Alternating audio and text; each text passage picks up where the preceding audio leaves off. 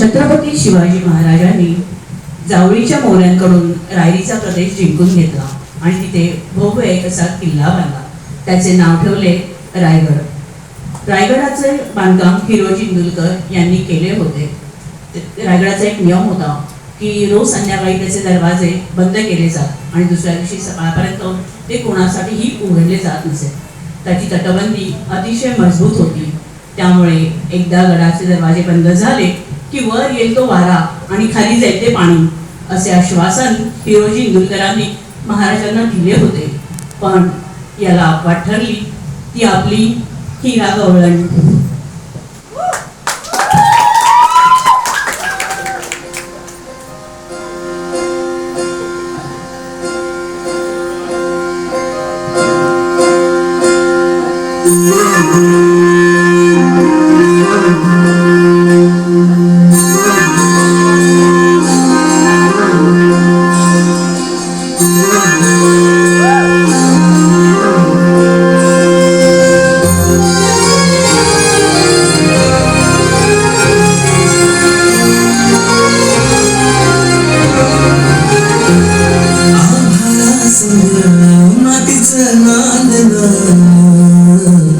जीव झाला चकवा चांदन आभाळा संग मातीचं नांदन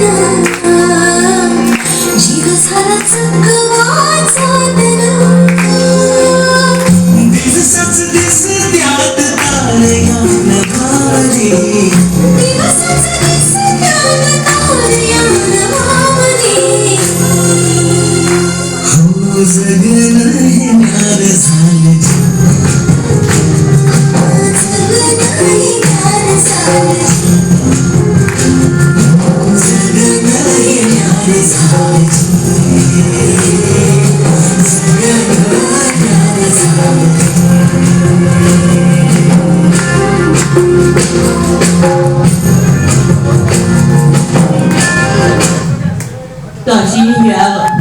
अशी ही हिरागडण गडाच्या पायथ्याशी राहत होती. तिला 6 महिन्याचे ताने बाळ होते.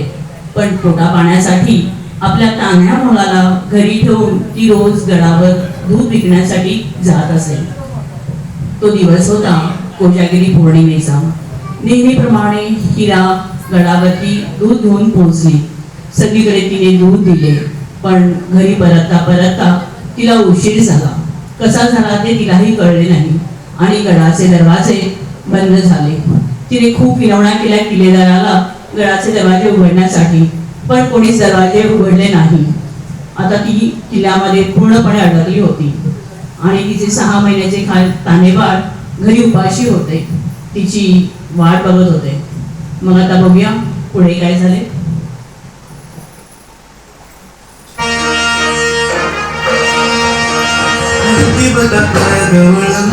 आली गडाला पाय पिता करी सर सर धाक मुलाला